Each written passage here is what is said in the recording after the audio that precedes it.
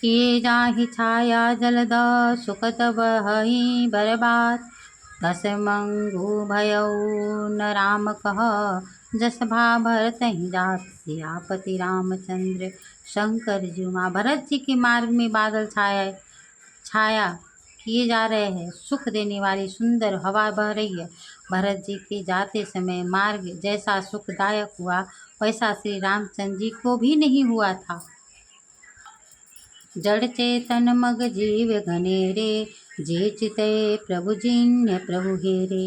ते सब भय परम पद जोगु भरत दरस भी मेटा भौरोगु।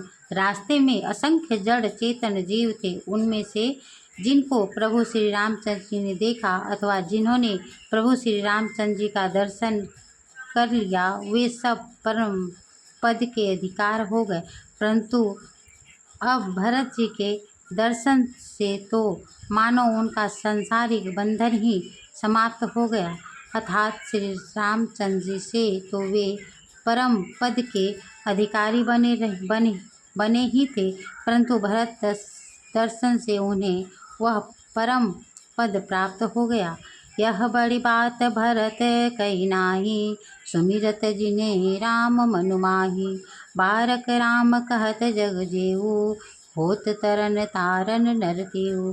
भरत जी के लिए यह कोई बड़ी बात नहीं है, क्योंकि श्री रामचंद्र जी स्वयं अपने मन में भरत जी का ही निरंतर स्मरण करते रहते हैं। जगत में भी मनुष्य एक बार राम कह लेते हैं वे भी तरने तारने वाले हो जाते हैं। भरत राम प्रिय पुनि लघु भ्राता कसन होई मग मंगल दाता। सिद्ध साधु मुनि बरे अस कहहि भरत ही निरखी हरसो ही लहि।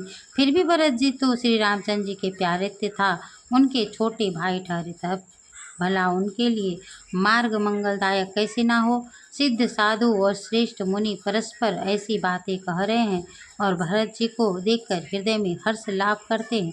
देखे प्रभाव सूर्य सही सोचू देखे प्रभाव सूर सही सोचू जगो भल भल ही पोच कहु पोछू। गुरु सन कहूँ करई प्रभु सोई राम ही भरत ही भेंट न होई। भरत जी के प्रभाव को देखकर देवता राजेंद्र को सोच हो गया कि कहीं इनके प्रेम वश श्री रामचंद्र जी लौट न जाए और हमारा बना बनाया काम बिगड़ न जाए। संसार भले के लिए भला और बुरे के लिए बुरा है। उसने गुरु बृहस्पति जी से कहा कि हे प्रभु वही उपाय कीजिए जिससे श्री रामचंद्र जी और भरत जी की भेंट ही ना हो। राम संकोचि प्रेम बस भरत स प्रेम पयोधि। बनि बाती बेगरन चहिती करई जतनो चलु सोधि। सियापति रामचंद्र शंकर।